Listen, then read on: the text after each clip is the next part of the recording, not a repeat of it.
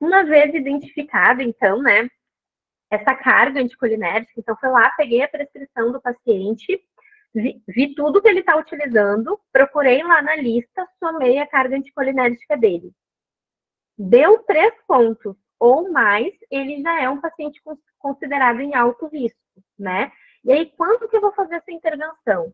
É um paciente jovem ou que tem uma expectativa de vida ainda de muitos anos, é bom intervir, porque a gente viu, né, que na literatura, os pacientes que estão expostos a uma carga anticolinérgica alta, eles podem ter efeitos lá no futuro, só principalmente de declínio cognitivo, e que não e podem agora não estar mostrando nenhum efeito anticolinérgico, mas no futuro apresentar, né? Pacientes que já estão apresentando agora alguns efeitos anticolinérgicos são pacientes que a gente precisa monitorar bem de perto para ver se esses efeitos, se de repente esse paciente está mais sensível, né, ou não, se de repente é um idoso que pode estar ali com esse risco mais exacerbado.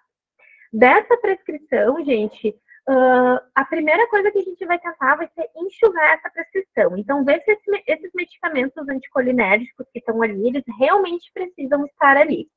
E quando a gente fala em prática clínica, né, a gente sabe que muitas vezes, olha, a Ana até já botou ali o link para a ferramenta, já abram ela aí com vocês, que depois a gente vai precisar para o nosso caso clínico.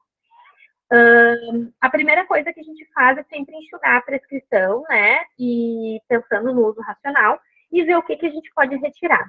Se é um caso de automedicação, então se ele está usando um relaxante muscular que tem uma carga anticolinérgica alta, se está usando um antialérgico que tem uma carga anticolinérgica muito alta, que é por conta, tudo isso a gente, enquanto fármacos, a gente pode suspender. Se é automedicação, a gente pode suspender e pensar numa alternativa melhor, né, para ser prescrita. Se for algo que foi prescrito, né, por outro profissional e que tem ali uma indicação terapêutica para estar ali, a gente vai pensar, então, se é um paciente que a gente pode, né, um paciente elegível de desprescrição. Lembrando que é desprescrição? É a redução de dose ou retirada de um medicamento, de um fármaco, da prescrição daquele paciente. Pode ser feito em paciente de qualquer faixa etária, né? Todos os pacientes vão se beneficiar, mas especialmente as pessoas idosas, né? Por serem pessoas polimedicadas normalmente. Então, por isso que a gente acaba falando mais de desprescrição também em pessoas idosas. Então, como que a gente faz essa desprescrição, tá, gente? Existem várias ferramentas de desprescrição. Eu trouxe para vocês aqui essa que está em português. Eu deixei o site, até nem sei, sim, tá atualizadinho. Eu vou compartilhar com vocês aqui a aba, que é desse site que eu botei ali embaixo, que é da SBRAF, tá? Tem aqui, fala sobre desprescrição, e aí fala um pouquinho sobre o Grupo Brasileiro de Desprescrição, né, que são pesquisadores que fizeram a tradução desses manuais aqui, que é do grupo canadense The Prescribing, e aí eles desenvolveram algoritmos, que são aqueles fluxogramas que estavam ali na aula, né, e aí aqui tem vocês conseguem baixar o PDF de vários algoritmos de desprescrição. E o que são esses algoritmos? São ferramentas para vocês verem se o paciente é ou não elegível para desprescrever aquele medicamento. Então, ele vai dar o caminhozinho ali, ele vai dizer se a desprescrição está recomendada ou se a gente deve continuar com a utilização daquele benzodiazepínico, e aqui ele pega também hipnóticos não benzodiazepínicos, como os opidentes, tá? Então, depois vocês podem olhar esse PDF ali também, tá? Ele vai estar...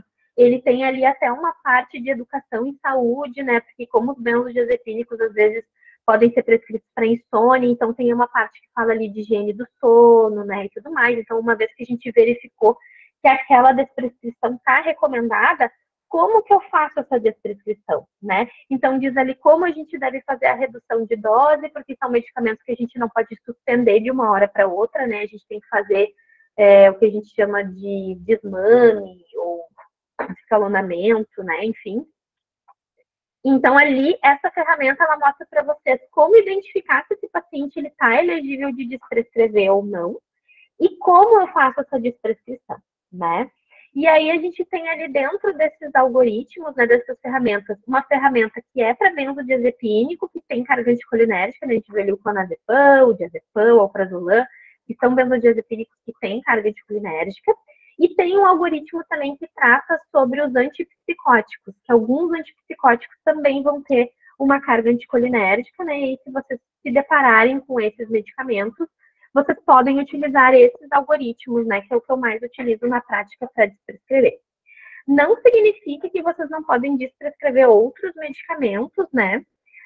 Uma vez que vocês identifiquem que eles são elegíveis para desprescrever, utilizando outras ferramentas, né? Que eu trouxe apenas um exemplo que está disponível e está em português, e que eu acho que é super válido da gente ter uma proximidade, né? Não só pensando em carga anticolinérgica, mas também porque a gente sabe que os benzodiazepínicos e os Zolpidem, né, e os hipnóticos não benzodiazepínicos são um problema também de saúde pública, né?